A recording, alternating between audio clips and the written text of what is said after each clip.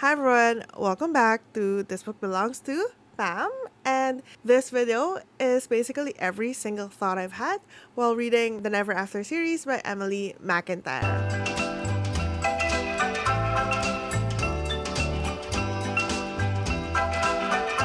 Yes, it's another one of those I read this so you don't have to videos. And last year I did the Four Horsemen series. I will leave a link to that vlog in the description box if you haven't watched it already. And honestly, that is some of the most fun I've had while filming a video.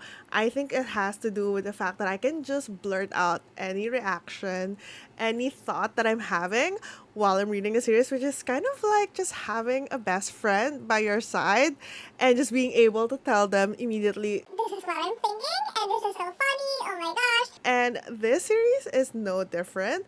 I am taking you along with me as we read this series of fractured fairy tales. So every single book in Emily McIntyre's Never After series are based on a fairy tale that we all know and potentially love, but there is a dark romance twist to it. So she has taken the themes, the tropes, the characters from these fairy tales and reimagined them into something more of a darker story. So definitely make sure to check the trigger warnings for every single book before you deep dive into them. Full disclaimer, this is 100% spoilery, so make sure that if you have any plans of reading the books and you don't want to be spoiled, maybe just, save this video, like it first, also maybe subscribe, and watch it later after you've read the books. But otherwise, if you are along for the ride and you want to know every single thought I've had while reading this series, then let's get started. Book 1, Hooked. Here we go.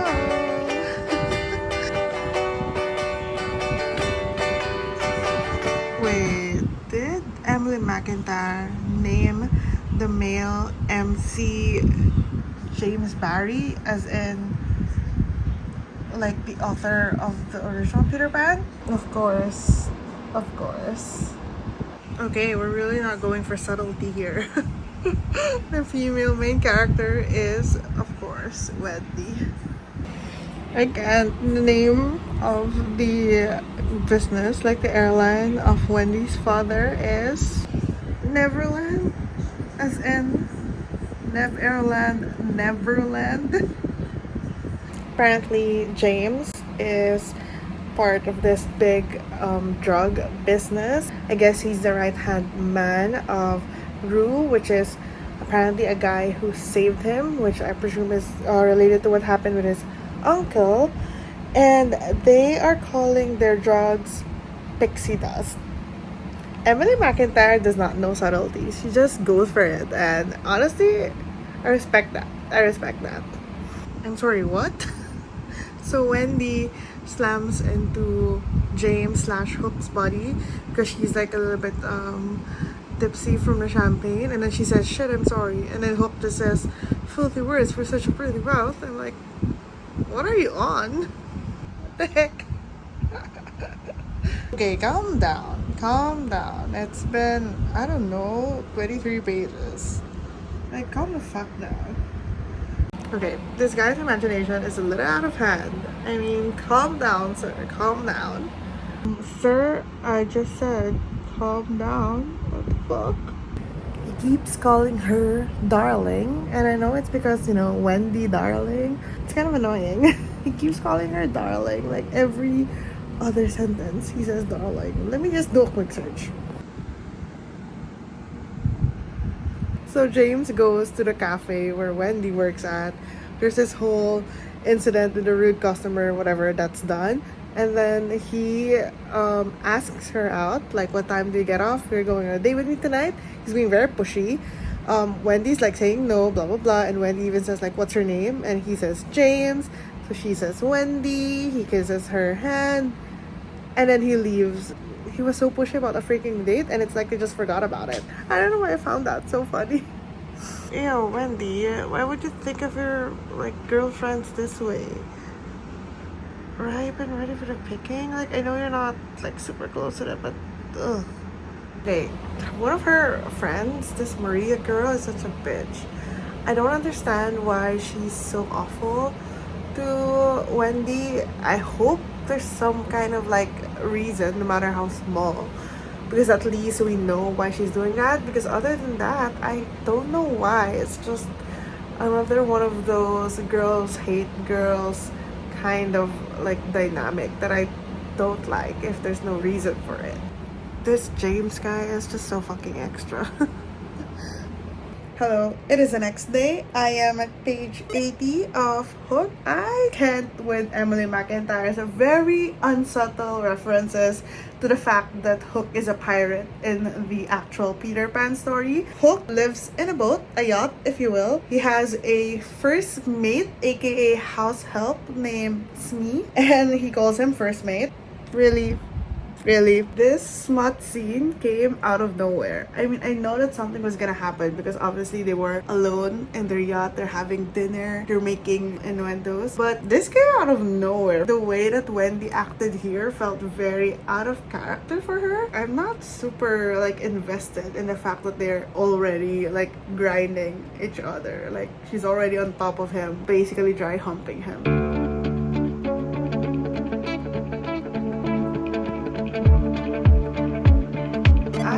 Figured that that's what happened. Hook is angry and seeking revenge on Wendy's father, Peter Michaels, because apparently he blames Peter Michaels for the death of his parents. They all got into an accident and everyone died on the plane except James. Now that plane is a Never Airland, right? What's the name of the fucking Never Airland? Neverland. It's a That was a Neverland private jet, and apparently during their flight, Peter Michaels gave a piece of paper to James's father and he read it like minutes before the plane crashed. So he is blaming Peter Michaels for the death of his parents, and his parents and Peter Michaels were like business partners or something. They're both like very wealthy, powerful people, and we don't know really what happened. We're just kind of assuming based on the memories of Hook. And now Hook wants to use Wendy, who is Peter's daughter, to seek revenge on him. So he's basically gonna try and seduce Wendy and essentially use her as kind of a collateral / leverage against Peter. So that is what we have so far, and it is alluded that when Hook was shipped off to his uncle in the States after his parents died, he was essentially abused in all the different ways, emotional, physical, sexual, by his uncle, and that like really cemented that anger and resentment and the need for revenge in him, which is why he says that he has this darkness inside of him. And there's that. I'm at page 98. It's actually reading so very fast. I just didn't have enough time to read last night. I think I can actually finish this today, and I shall give you my thoughts. Oh my gosh. At this point, I'm impressed by Emily McIntyre's like commitment to the bit.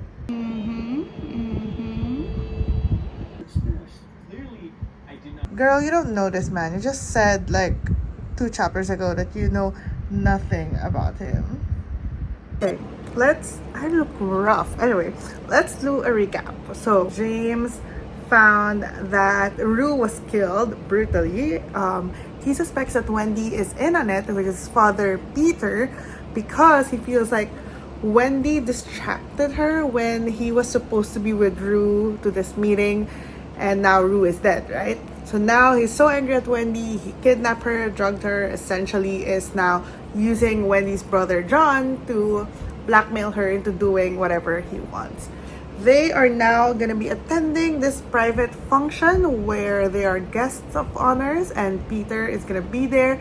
So James wants to waltz in there with Wendy on her arm and essentially stick it to Peter's face. So that is the lay of the land. Throughout all of this, James did not even think about whether or not Wendy is truly involved.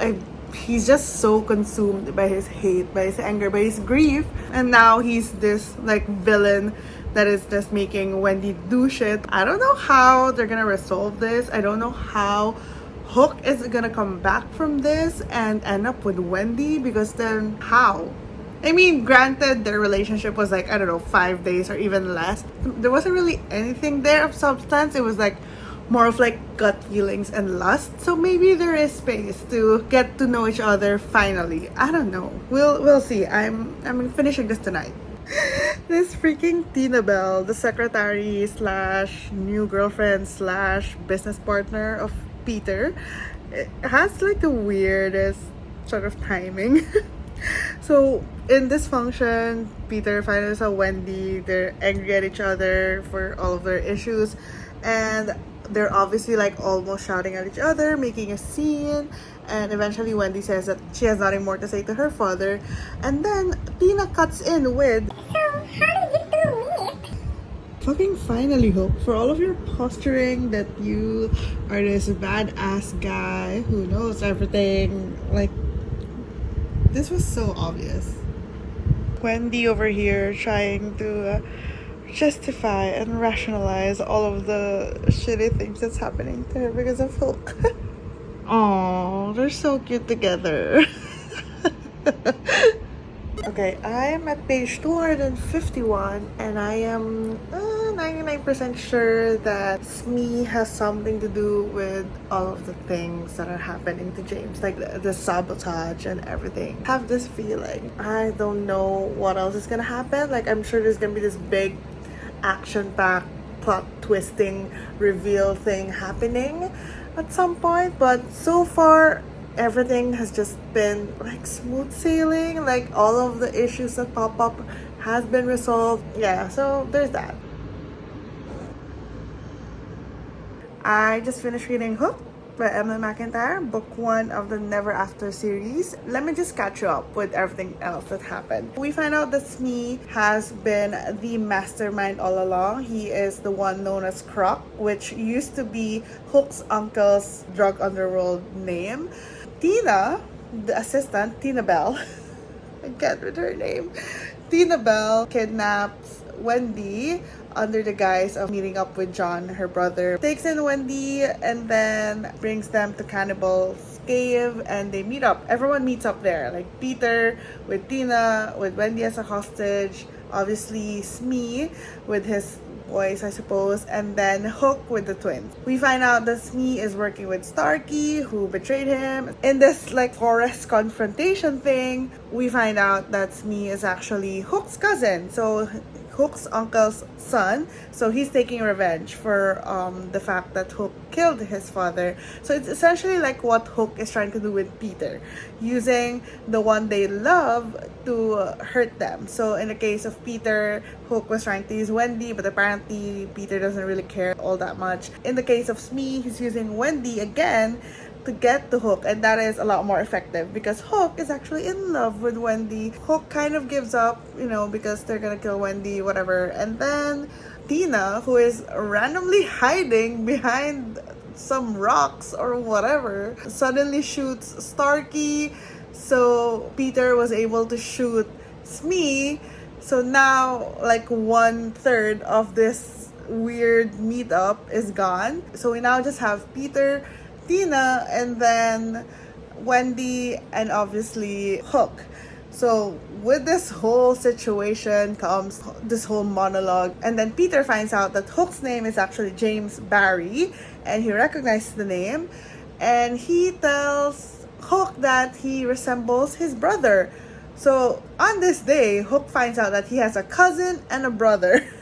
So his brother is obviously John. So the whole origin story of this whole thing that's happening is that Wendy's mother cheated on Wendy's father with Hook's dad, Arthur. So that is why Peter was so mad that he burned down his private jet to kill the entire family. But obviously Hook survived. Wendy's mother was already pregnant with Hook's father's oh my god, I'm getting... So Wendy's mother was pregnant with John. That's why he doesn't care about John, because John is a bastard, I suppose. And he also stages Wendy's mother's accident to kill her because he is mad. And that is why our girl Wendy decides to take matters in her own hands. She headbutts Tina, grabs a gun off the floor, pew pew pew, Tina's head is gone, and then points the gun to his father, and essentially, pew pew pew, father is gone, and all is well. They go to the funeral, they go into separate ways.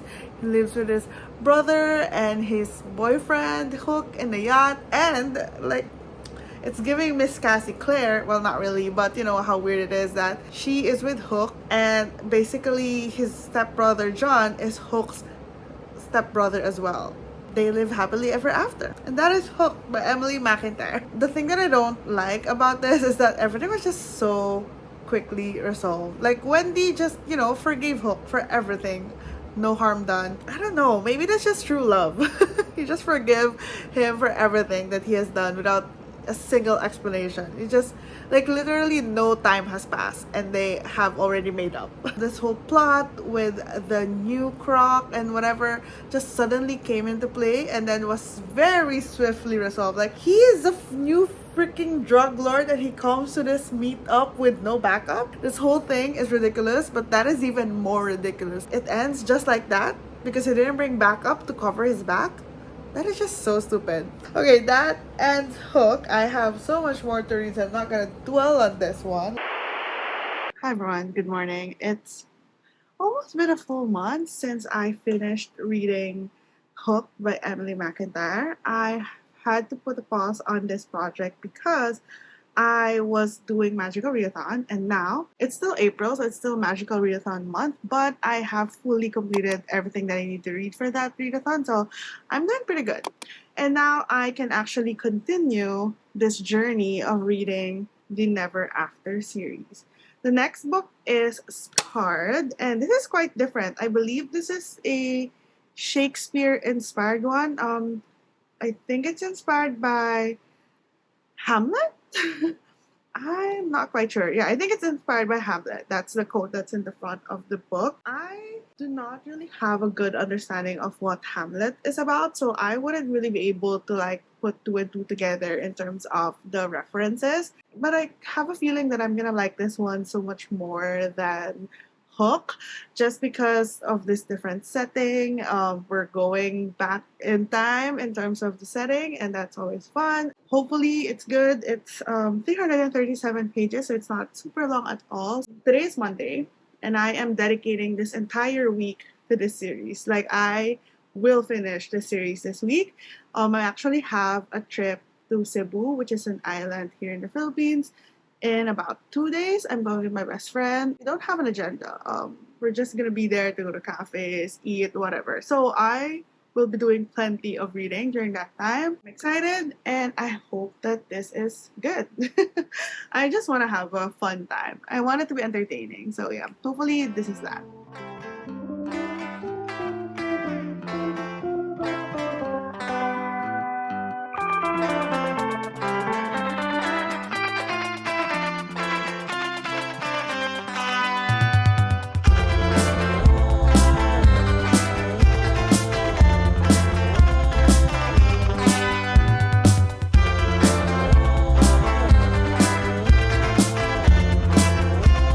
This is a lot more morbid than I thought it would be.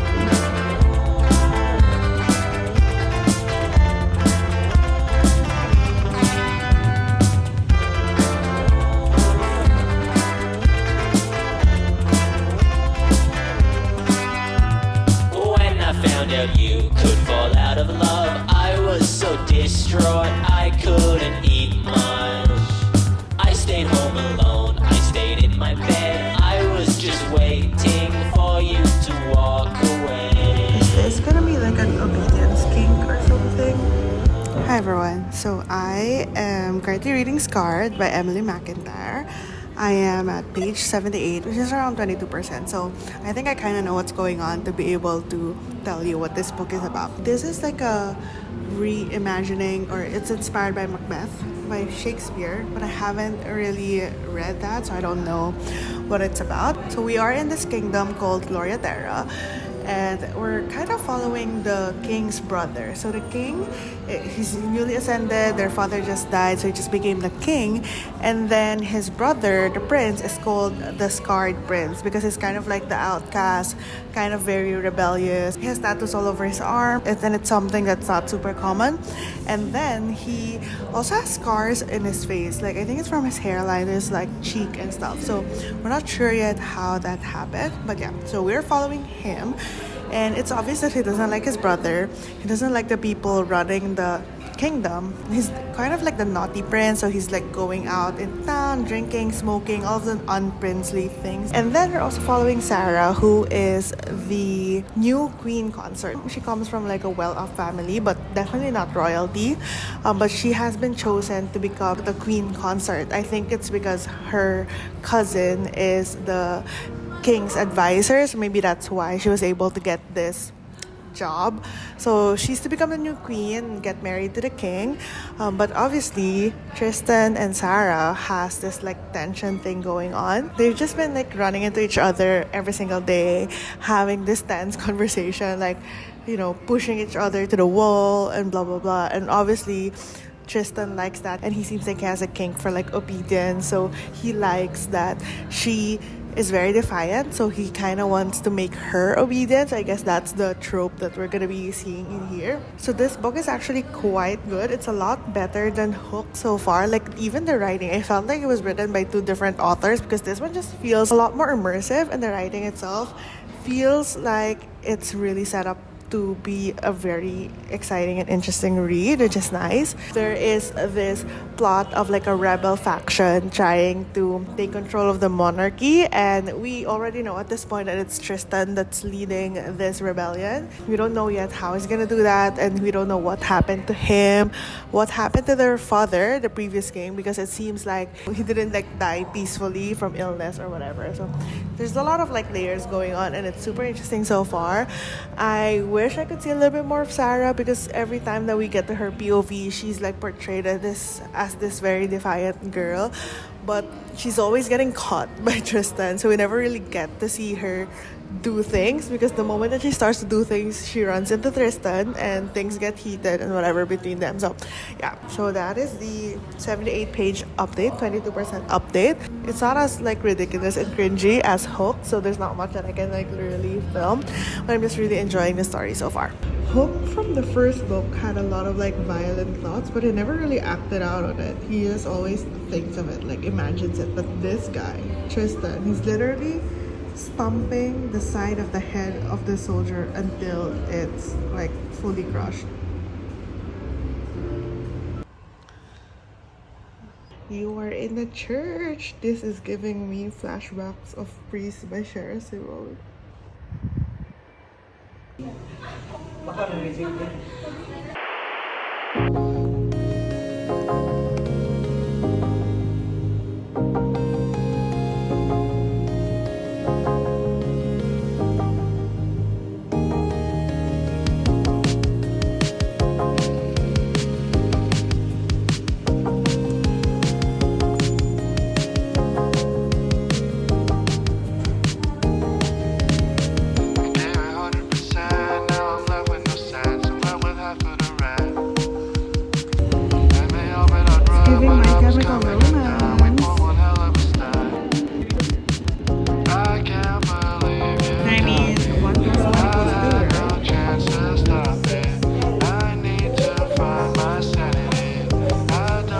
I honestly don't know Wizard of Oz much, but it feels like a famous quote from it.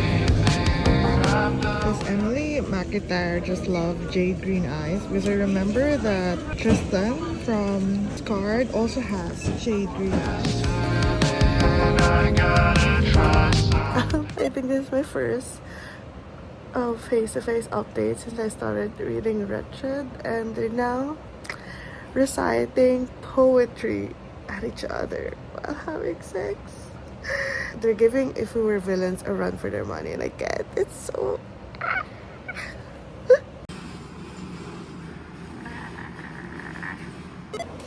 Okay, I am 91% in, so I feel like it should have been obvious at this point, but I think Cody, because there's like really no point for Cody to be part of the story. I mean, he's just like the guy in the chair, and it's ridiculous that that's the only thing he does. I think he is Agent Palm because Evelina already confessed that she grows the poppies and she's the maker.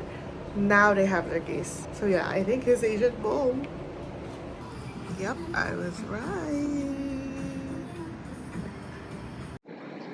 Hi everyone. So yes, welcome back to Manila. I flew in last night and it was such a long trip. Long just because I was really tired. I don't think I even updated after I finished Scarred, but I finished Scarred while we were at a cafe, and I honestly liked it a lot. I don't think I did a lot of the funny clips in the middle just because it wasn't as cringy as Hooked. Hooked was just so cringy.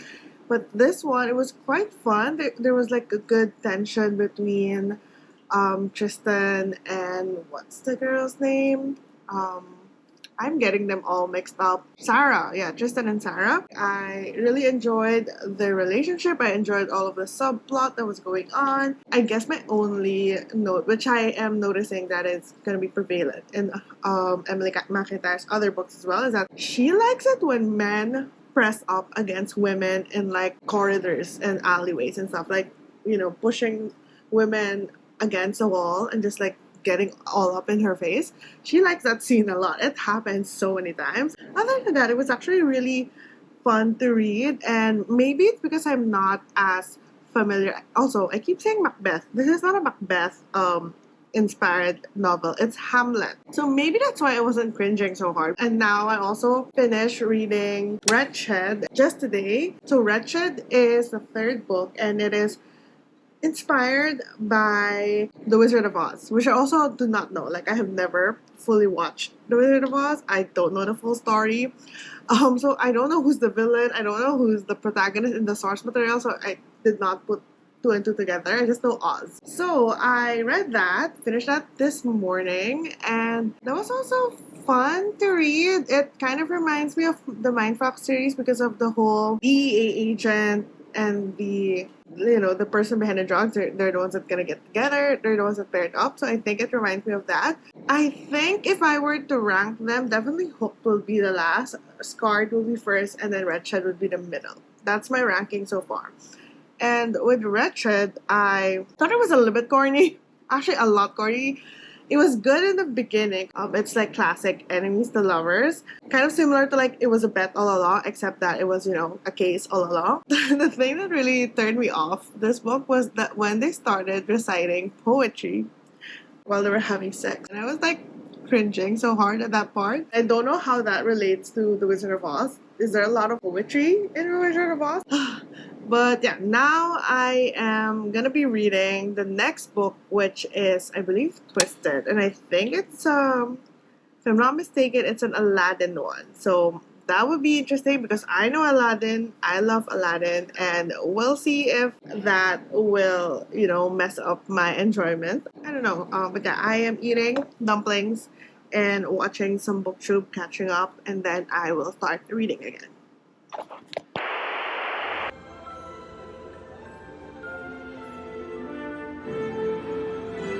Hi everyone. I am so bad at updating you with this book. I am now, let me just check because I've been reading nonstop before I fell asleep. But I am now at page 147 of Twisted. And I don't think I've done a single update. Like at this point, what is this vlog gonna look like? But anyway, page 147. So we are 40% of the book, and I am enjoying it in a guilty pleasure kind of way. It doesn't have the same grip on me as Scarred, but I am just like reading so fast like junk food. And I think because I know Aladdin, I'm seeing the cringy references that we saw in Hook. Other than the names, there hasn't been too much cringy references except for this whole plot with the lamp. So there is a lamp in this book, and it's kind of treated as this Egyptian artifact that they're trying to uncover because they want to get into like the artifacts business. There's this whole subplot of Julian having people in Egypt trying to look for this like lamp. And I don't know why, it's just so out of left field. Like, I cannot reconcile the things that are happening in the, I forget where they are. Granted, we don't really know what's happening in Egypt. It's just mentioned in passing, but it just feels like such a random, out of nowhere part of the story. Every time that I'm reminded that there's something going on in Egypt, I'm like, oh yeah, we had that subplot. I keep forgetting. I don't know. That was just so weird for me. But anyway, the way that this is set up is that we have Ali, who is the CEO, owner, whatever, of this big diamond company. He has a daughter named Yasmin, Princess Jasmine, who is gonna inherit it one day. But Ali wants Yasmin to marry because, you know, we want to make sure that she's taken care of. Yasmin does not know anything about the diamond business. She's actually in love with the son of one of their housekeepers, so a street rat, if you will. And the guy's name's Aiden. They're not out in public with their relationship. One day, while she was hooking up with Aiden, Julian, which is Ali's right-hand man, basically the guy who kind of runs the business behind the scenes, he witnesses them in bed together and he watches. This sort of like started this whole tension between them because Yasmin saw him watching and she liked the idea of it. So the tropes here are, obviously you've got age gap because Julian is, I think, twice Yasmin's age.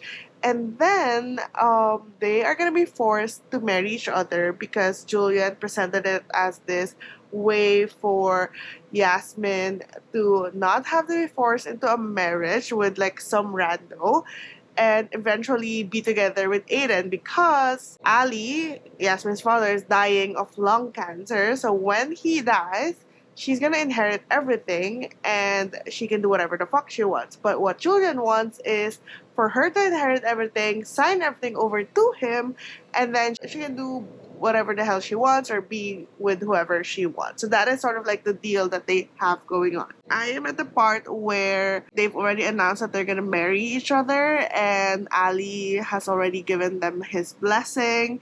At this point, Aiden has been shipped off to that Egypt subplot because Julian has convinced Yasmin that, you know, Aiden has to disappear for a bit and then she just needs to come back when everything is settled. But obviously, Julian is not like an upstanding citizen. He has his own agenda and own things that they want to achieve. They're in that stage where there's just a lot of tension. Yeah, so far it's just that. Pretty simple, straightforward, nothing really yet to report. So yeah.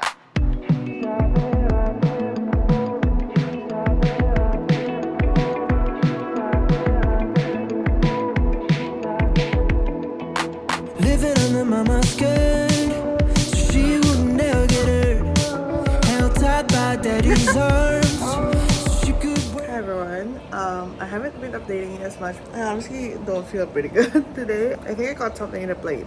I am at page 256 of Twisted. This is Twisted, right? Twisted. While they're getting, I don't know, hot and heavy, down and dirty in the couch, let me talk to you for a bit about what I think. This book is kind of weird. It feels like there's a lot of things happening, but nothing is happening at the same time. Like, there's so many plot points, like the father dying, or like, you know, the father is sick and dying. Julian's childhood, this stupid Egypt thing, Aiden and Yasmin's, you know, relationship. There's so many things that are in the air. Like that Egypt thing, like I have no idea what's happening in Egypt. I think Aiden is probably cheating on Yasmin with Genie. They're probably trying to find a lamp for themselves. I don't know. I honestly, everything that's happening in this book is so loosey-goosey. I think so far this is the weakest of the 4 books that I've read. I will have one more book after this because the other one doesn't get released until I think November. We'll see if this book can still redeem itself in the last 30%. Also, I'm eating salad by the way. Julian has a pet snake, like a 23-foot python. That's how he cleans up the bodies of the people that he kills. And he has killed, I think, people within this book, and I know that it hasn't been a few months. How fast is this python digesting the human bodies? Because I know that yes, they can eat it, they can digest it, but it's gonna take some time. And I don't know, maybe I need to Google this right now. Like, okay, I just Googled it. It takes a python weeks, like more than 3 weeks, to digest a deer. I would say we can, I guess, equate ourselves to a deer. Okay, so maybe it is feasible for the python to digest a human and then get fed another human in like a month. I don't know what to do with that information. What the heck is going on? They got back from Egypt, they got the lamb. Ian, Julian's assistant, betrays him, kidnaps Yasmin so that he could get the lamp from Julian. Julian goes there to give him the lamp. Like, I thought he has some big plan. He probably does. But anyway, they scuffle. Rhea, Yasmin's best friend, gets shot. And then Aiden's there trying to help Yasmin escape. And then shots were fired and she thinks that Julian is dead. And Rhea got shot. Why is this now an action movie? I just don't feel invested in any of these characters at all. Like, I don't know why. Yasmin just killed Aiden. Because obviously Aiden was just playing her for a fool and was in on it with Ian and the whole plot. Isabella is getting another meal. Just less than a week from her last meal. And this time, she gets 2 humans. She's gonna be a very fat snake. That's so ridiculous. Yasmin killed Aiden, right? So now Isabella, the python, also ate Aiden a week after she just ate 2 people, which was like a week after she ate 1 person, and then like 2 to 3 weeks after another. She's like living the life. She's having a buffet every single day. Honestly, Isabella, the python, is the star of this show. Of course, we had to end this book with this line.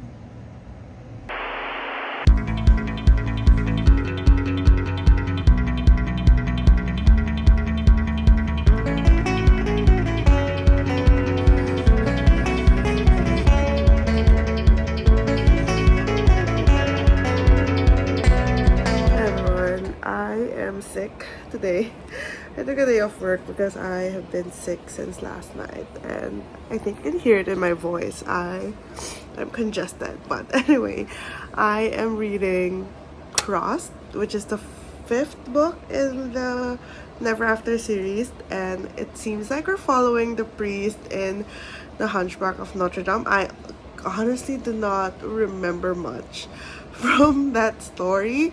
I do know that there is a priest. I don't remember if he was like the villain. I guess he is because we're following him here.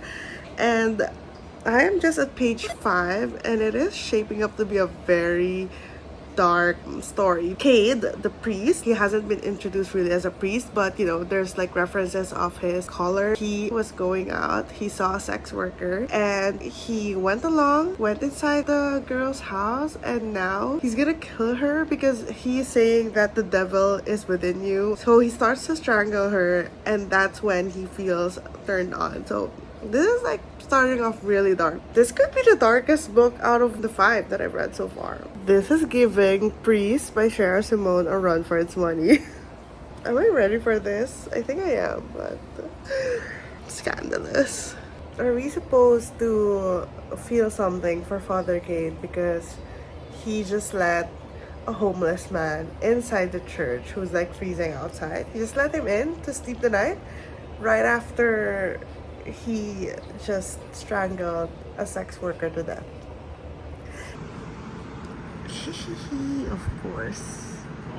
Emily McIntyre really loves adding snippets of different languages in her books. Like a lot of her male MCs somehow speak a different language. I remember that in Scarred, Tristan speaks French. In Twisted, Julian speaks Italian. And then now, Father Cade speaks French as well. So it's always the male MC that speaks a different language. Father Cade It's so weird calling him that, but he is the most delusional and unhinged man in this series. I'm at page 47 and he is now whipping himself to atone for his sins, as a good priest would do apparently after, masturbating to Esmeralda. Say vibe. Tink. Joey just called me a dingbat. What's up, it's dingbat. Sister Genevieve, this nun in solitude in this like random mountain place, she's definitely Amaya's mother. Yeah, they have the same eyes, whatever. Definitely. Oh my god, this town is kind of crazy. So Father Cade is taking confessions, and there's a housewife who confessed that she was sleeping with her stepson. Oh my god. This town is bananas. Amaya just entered the chat. She's gonna confess, and this is giving me priest flashbacks. Is this gonna happen like priest? The sheer weirdness of a priest like openly flirting with you is just I don't think this is what Taylor Swift had in her mind when she said that I can fix him. Hi guys, good morning. It's the next day. I'm still sick. I'm still reading this book. I'm 54% in, and so many things has happened. Amaya has been accused of the murder of one of her regulars in the club because Cade killed the guy in jealousy. Amaya's being, suspected of it. So she ended up agreeing to marry Parker to have some sort of protection, because obviously Parker is a very powerful man, very rich man, so he has access to like attorneys and stuff or whatever. So now they're gonna get married. They're still in the process of doing all of the paperwork and the counseling and stuff, and now Father Cade is outside Amaya's window watching her and masturbating. Imagine having to see a priest of your parish just snooping at someone's window and masturbating. That's like the scandal of the century. Also, can I just say, at 50% in, nothing has happened between them that would sort of support a proper relationship. It's all just lust. With the other books, something like they got to talking, they shared some intimate secrets, or maybe they bond over similar experiences in the past. They have something going on that's more than just the lust, that's gonna, support a proper relationship moving forward. But for this too, it's really just the whole I guess forbidden love and the lust of it all. That's the only thing that they have going for them. They haven't even had a proper conversation where they actually shared something intimate. Yeah, they haven't. So I don't know how this is gonna morph into like a relationship the way the other books have. I am just gonna go down and pick up my coffee order because I still haven't gotten milk, so I can't make my own coffee at home, and then I will be right back.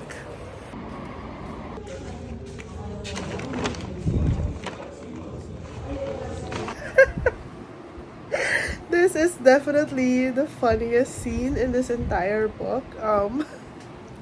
So Amaya has to go in for counseling, which is I don't think one-on-one counseling is a norm, but they are doing one-on-one counseling. So they're doing one-on-one counseling prior to Amaya getting married to, I guess, rehabilitate her reputation. So when Amaya goes in there, she demands an apology, and Father Cade essentially says that it's not his fault, it's Amaya's fault, she's tempting him, blah blah blah blah, all that bullshit, right? Amaya starts to like mutter under her breath, just like whispering. And then Father Cade gets nervous and he's like, "What are you doing?" "I'm working." And Father Cade's thinking, "She's a witch, hexing everyone she meets. Stop it." Honestly, I would do the same if I were in Amaya's shoes. I think I mentioned in a previous book in this series that Emily McIntyre just loves having the male lead pushing the female lead against the wall and like trapping her in. She just wrote this. He has me in this position a lot, and it's that exact position. I guess props to Emily McIntyre for being super self-aware. Honestly, Kate, you need to get a new hobby. It's about time that you're done creeping and peeping at her window. Like, I don't know, we're 65% of the book. You should be doing something else now. The relationship of Kate and Amaya is probably the most unusual one between all of the couples. Like, so Kate is like obviously peeping at Amaya's window. Amaya sees her, and they've been doing this routine where when Amaya sees Kate there, she starts to touch herself to, I don't know, put on a show for Kate, because she feels that she has like control when she does that. But now, I guess she's so sad, she just walks up to the window where Kate is, puts her hand in there, and they touch hands that way. I'm like, what are you two doing? What are you two doing? I was hoping Kate would say something along the lines of don't use the Lord's name in vain or something. Missed opportunity. Oh my gosh. Amaya just killed Florence. Oh my god. Knew it. Sister Genevieve is Amaya's mother. Oh my gosh, now they're just bonding over the fact that they're both killers. Let's go. Oh my gosh, he finally said it. He finally said it. Welcome back. I am so glad that you survived this video and you've made it to the end. How was it? Did we have the same reactions to the books? I know that for some of them, I didn't really vlog as much as I wanted to. Just, sometimes it's hard to like vlog every single thing. But I hope that you got the gist of, my thoughts about a book. And I hope, I kept you good company while you're doing chores, maybe. I guess I just want to close off this video by giving you my rankings and ratings for all of the books in the series. Now, I know that there's another book coming out at some point. I think it's in November of this year. I'm not 100% sure. But for now, here is my ranking and ratings for the Never After series. So coming in at number 5 is Twisted, which is the Aladdin story. I gave this 1.5 stars. Now coming in at 4th place is Hooked, which is the Peter Pan story.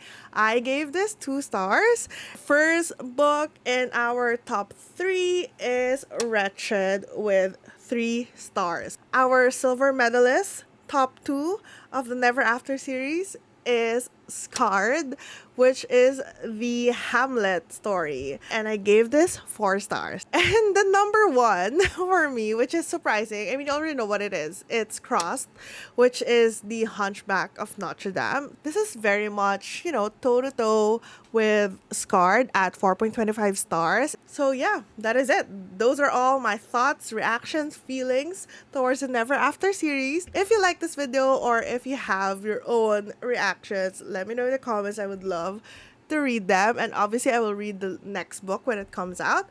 But for now, I shall leave you. It's been, an hour of your time, and I'm so grateful that you've made it towards the end.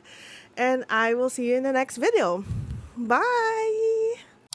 Sorry if I was misleading. It's not the